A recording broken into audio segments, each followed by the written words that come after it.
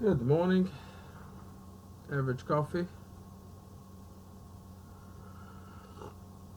It's average because it's better than yesterday, but it's worse than tomorrow. So, Scott Adams, again, talk about the age of innocence. There is a path that people were innocent. First thing, I want to introduce or reintroduce the test that is called really. Jack Dorsey was so innocent. Really? The other person, Joel, whatever, Roth, so innocent. Really? They didn't know that it's political what they're doing? Really? Right? They don't know what's the difference between a pedophile and a political opponent? Really? So this willful ignorance, right? It's um, really. So uh, Twitter is supposed to be the public square, right? If anything, they're guilty of false advertisement. Give me that. They say they will let people say whatever they think, whatever they want, and uh, they don't. So false advertisement. Now, the tools they use for Republicans are tools that are used for pedophiles, right? And Elon Musk says the pedophile department had like one person there. I mean, Jack Dorsey maybe don't know what they're doing, but he knows who's there, one person, right? And then you have hundreds of people on the other political department. Uh, really? He didn't know. So, uh, and I want to say beyond the legal part, because Scott Adams, go like try us to imagine a court and stuff. It's great persuasion. However, if I can quote him, if you're doing something like this, at least have an expert there or somebody to debate or somebody to explain, an expert in the area. For example, why don't you get like Robert Barnes? I know he's very popular in these circles, and Robert Barnes uh, is a bona fide uh, lawyer. He's high level, been in very he debated very um, prominent lawyers before. He knows what he's talking about. So have him explain how is it legal or not legal. However, beyond that, I'm not a lawyer. Beyond the legal, is it legal or illegal? The question to me, the first question in a company should be, is it right or wrong? So is it right or wrong to say that you're gonna let everybody talk and then you silence them? They subscribe to your platform so you can get a big platform, so you can get a lot of advertisement and then get a lot of money, and then when you get strong enough you go like, oh, these people that make it strong, I'm gonna pick and choose who I'm gonna censor, right? That's not right. So beyond legal, right? That's not right. Um, so so Scott Adams is doing a legal career. I don't know. Let me look at my notes. No, I want to say something about also the exchange. I'm going to jump to another subject. Griner versus uh, Grinder, right? I call her Grinder because that's what she does, and also that's she's gay, so the app for gay people, right? Griner. It makes sense to me. Either that, what Scott Adams would call the simulation is signaling you, right? The similarity is too close. Okay, so let's assume that everything that Scott Adams says about Jack Dorsey was innocent. I mean, it could be that Jack Dorsey would say, whatever you do, just do it. I don't want to know. So he's not in the loop. So he can has plausible deniability, right? That could be a plausible reality. However, beyond that, now that we know, why Jack Dorsey doesn't come out and say, you know what, we should have done more about the pedophilia. You know what, maybe it was wrong for us to censor Trump and censor Bongino and all this, James Woods and all these other people. Where are they now where we realize it is wrong? Why they don't come out? So if we follow that theory that they think that they did the right thing, right?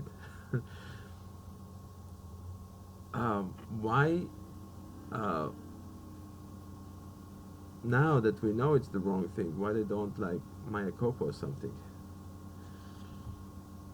And why hide it, right? If you think you're doing the right thing and you think it's good for your company, I mean, there's other stuff that say they do, and it's good for them, for the company, they advertise that. So why that part that is the right thing according to them, according to Scott Adams says it's plausible, they thought it's the right thing.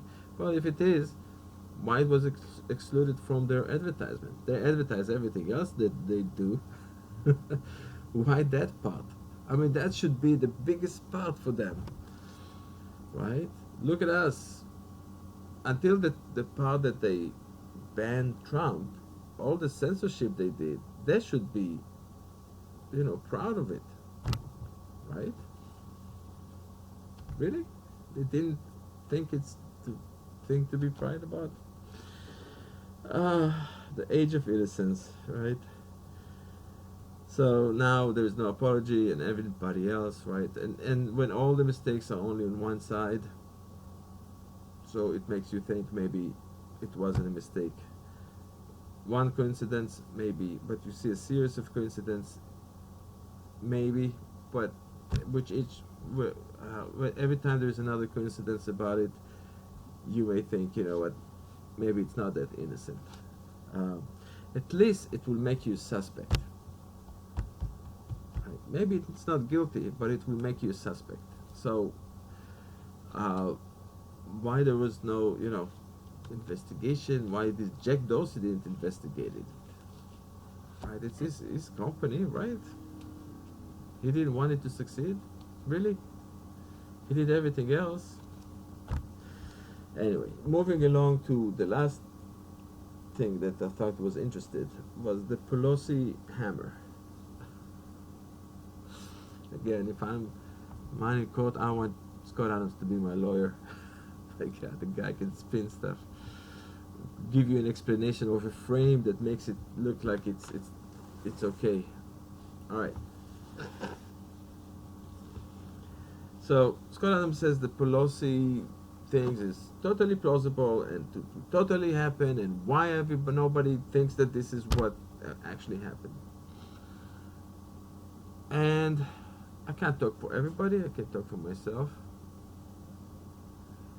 I'm suspicious because where are the body cam of the police officers? Where is the surveillance cameras?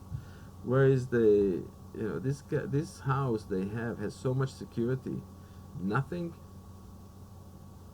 Where is the 911 call recording?